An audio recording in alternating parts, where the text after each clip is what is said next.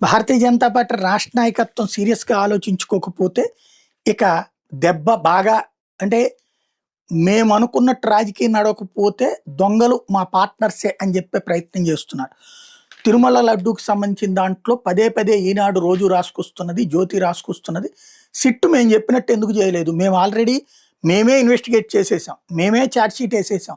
ఆ ఛార్జ్ షీటే మా పేపర్‌లో రాసాం. మా ఛార్జ్ షీట్‌లని మీ పేపర్‌లో రాసుకుని ఇదివరకు కాంగ్రెస్ అంతటి మహాపార్టీనే మూసుకుని మేము చెప్పినట్టు జగన్ మీద కేసులు పెట్టింది. మేము ఇవాళ వార్త రాస్తాం. రెండో రోజున అదే ఎఫ్ఐఆర్‌లో పెట్టేసి జగన్ అరెస్ట్ చేసి జైల్లో పెట్టి 16 నెలలు జైల్లో ఏపించాం. అట్లాంటిది మీరొచ్చి మేము ఎన్ని సార్లు చెప్పినా జగన్ ఎందుకు బొక్కలో తోయట్లేదు? మేము డైరెక్ట్‌గా మా బాబు గారు జైల్లో పెట్టడు. ఇప్పుడే. మీరు గనక చేయకపోతే చివర్లో పెడతాడు. ఎట్లయితే జగన్ చంద్రబాబుని పెట్టినట్టుగానే. కాబట్టి మీరు అర్జెంట్‌గా జగన్ ఏదో ఒక కేసులో జైల్లో పడేయాలి. వివేకానంద రెడ్డి కేసులో సిట్టు కేంద్ర ప్రభుత్వ దర్యాప్తు సంస్థ తీరా చూస్తే దాని ద్వారా మీరు బొక్కలో దోస్తారనుకుంటే కనీసం అవినాష్ రెడ్డిని కూడా మీరు బొక్కలో దోయలేదు. తద్వారా మేము చెప్పినట్టు నడవట్లేదు. మా ఎఫ్ఐఆర్‌లు మీరు ఫాలో అవ్వట్లేదు. మా ఛార్జ్ షీట్ మీరు ఫాలో అవ్వట్లేదు. మేము చెప్పినటువంటి విధంగా ఇన్వెస్టిగేషన్ చేయించట్లేదు మీరు సిట్‌తో. ఇప్పుడు లడ్డు విషయంలో కూడా మేము చెప్పినట్టు చేయట్లేదు. సిట్ అనేటటువంటిది అట్లాగా అక్కడితో అప్పనతో ఆపేసేస్తుంది. అది కూడా కనీసం సుబ్బారెడ్డినైనా అరెస్ట్ చేయదా? చేయకపోతే అది మీకు మేము ఇంకా పొత్తు పెట్టుకుని ఏంటి ప్రయోజనం? మీకు 10 ఎమ్మెల్యే సీట్లు ఇచ్చాం, ఒక 60 ఎంపీ సీట్లు ఇచ్చాం, ఓ 3 ఎంపీలు గెలుచున్నారు, ఒక 8 మంది ఎమ్మెల్యేలు గెలుచున్నారు, కేంద్రంలో ఒక మంత్రి పదవి, రాష్ట్రంలో ఒక మంత్రి పదవి తీసుకుని ఉన్నారు మీ వాళ్ళు.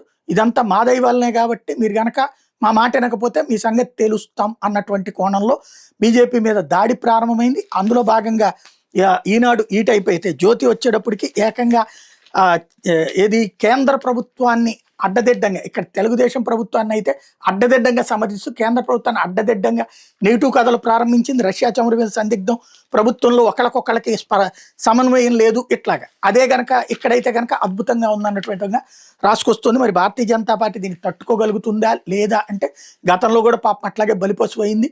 ఎదుగుతున్న టైంలో పొత్తు పెట్టుకోవడం ప్రతిసారి ఆంధ్రప్రదేశ్ కారణంగా ఆంధ్రాలో నాశనం అవుతూ వచ్చింది.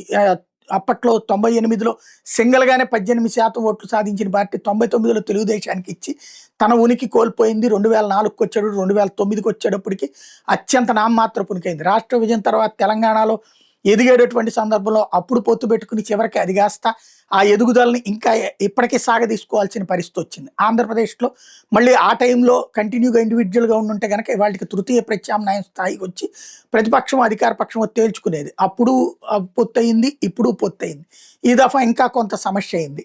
ఏది కేంద్రంలో ఫుల్ మెజారిటీ రాకపోవడం. దాంతో భారతీయ జనతా పార్టీతో అంటే ఎవరైనా సరే జనసేన అయినా మేము చెప్పినట్టు నడవాలి, బీజేపీ అయినా మేము చెప్పినట్టు నడవాలి, లేకపోతే కనుక తొక్కి పడేస్తామనేటటువంటి అరడజన్ మీడియాతో ఇప్పుడు ప్రారంభమైంది. నేను మొన్ననే చెప్పాను, బీజేపీని వెంటాడటం వేటాడటం.